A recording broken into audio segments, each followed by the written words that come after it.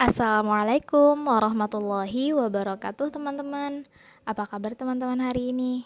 Semoga teman-teman selalu diberikan kesehatan dan selalu dilindungi oleh Allah. Alhamdulillah teman-teman, kita dapat berjumpa kembali dalam sentra bahasa dengan tema kali ini yaitu udara dan subtema pencemaran udara.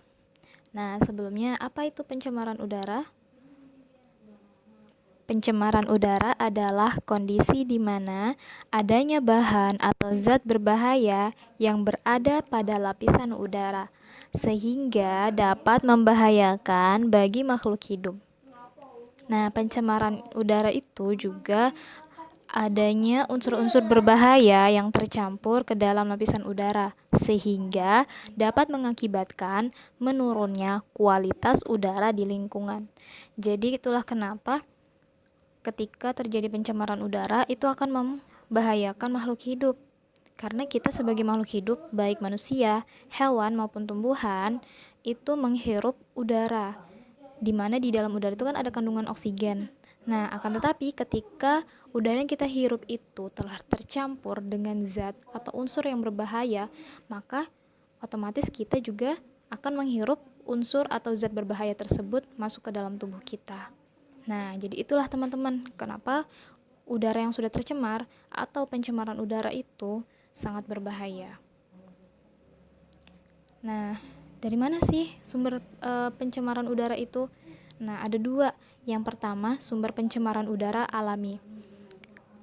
Biasanya sumber pencemaran udara alami ini dari gunung berapi yang pertama.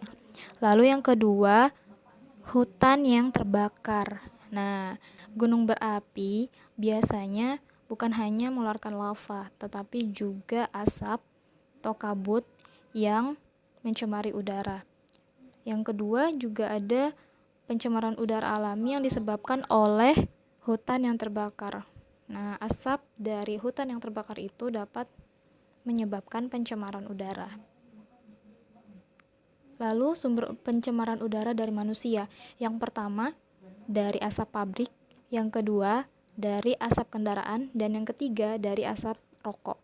Nah, ini merupakan sumbernya dari manusia, perbuatan manusia.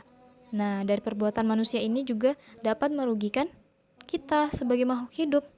Nah, karena dalam asap-asap tersebut mengandung gas-gas yang dapat membahayakan tubuh.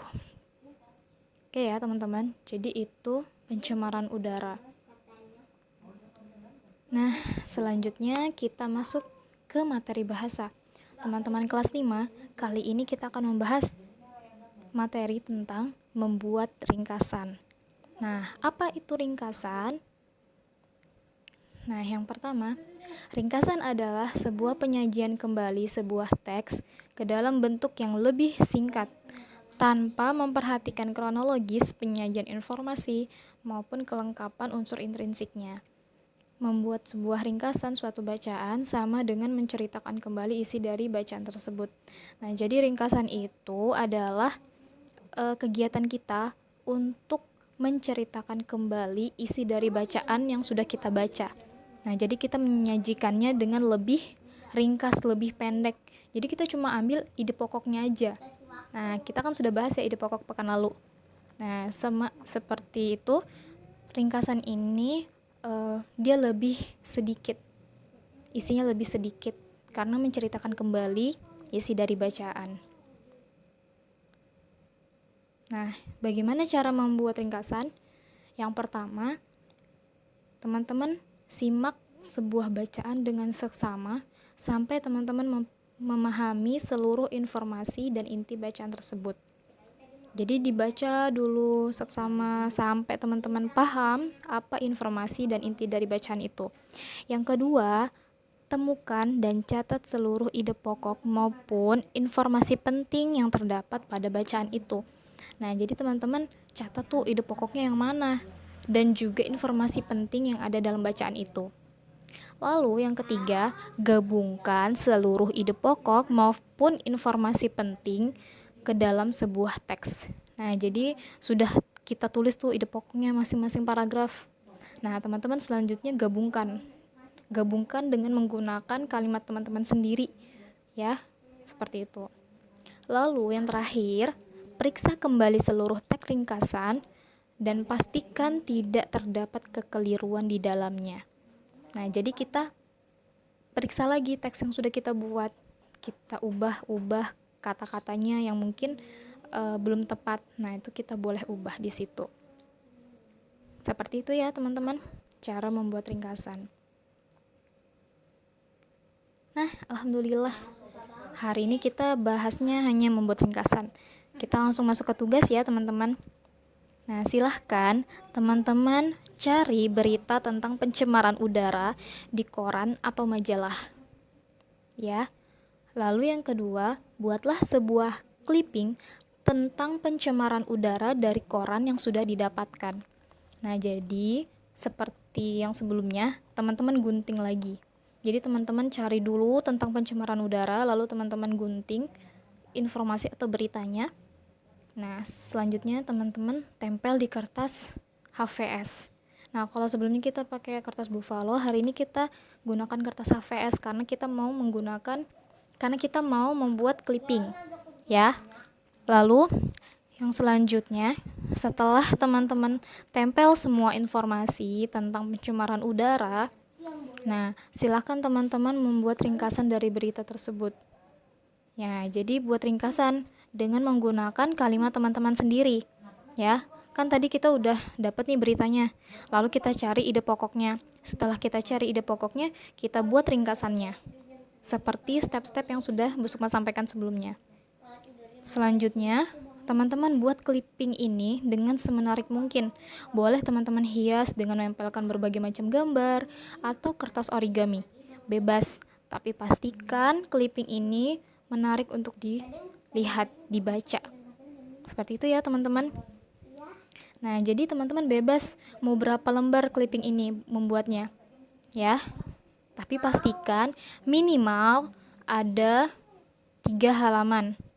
Minimal 3 halaman. Karena clipping itu seperti membuat laporan, banyak halamannya. Nah, jadi kalau semakin banyak kertas HVS di dalamnya, semakin banyak informasi yang didapatkan. Nanti teman-teman boleh nambahkan gambar, teman-teman mau menggambar sendiri juga boleh. Nah, itu akan lebih baik. Lalu setelah teman-teman selesai menempelkan gambar, menempelkan berita, dan membuat ringkasan, selanjutnya teman-teman boleh membuat covernya. Covernya teman-teman boleh buat sekreasi teman-teman. Nah, di dalam cover itu isinya nama, kelas, sentra, dan tanggal hari ini. Ya. Nah, cover itu seperti sampul buku. Nah, jadi pastikan jelas. Lalu setelah itu, teman-teman satukan clippingnya, covernya yang paling depan. Setelah itu teman-teman boleh tambahkan plastik mika di depan sampulnya. Jadi biar kertasnya itu tidak basah, tidak kotor ketika kena air atau kena yang lain, ya. Lalu yang paling belakang boleh ditambahi kertas buffalo. Jadi seperti membuat laporan. Nah, tapi kali ini teman-teman membuatnya dengan tulisan tangan, membuat clipping. Setelah digabungkan dari mika, lalu kertas HVS, lalu kertas buffalo di belakangnya, teman-teman boleh satukan dengan menggunakan staples. Nah, itu nanti teman-teman jadi deh clippingnya. Seperti itu. Oke, teman-teman. Nah, alhamdulillah Ibu rasa cukup untuk materi hari ini dan tugas dalam sentra bahasa kali ini. Semoga dapat dipahami ya, teman-teman. Dan semoga teman-teman diberikan kemudahan. Oke? Alhamdulillah Ibu rasa cukup. Insya Allah kita bertemu lagi minggu depan. Billahi taufiq wal hidayah. Assalamualaikum warahmatullahi wabarakatuh.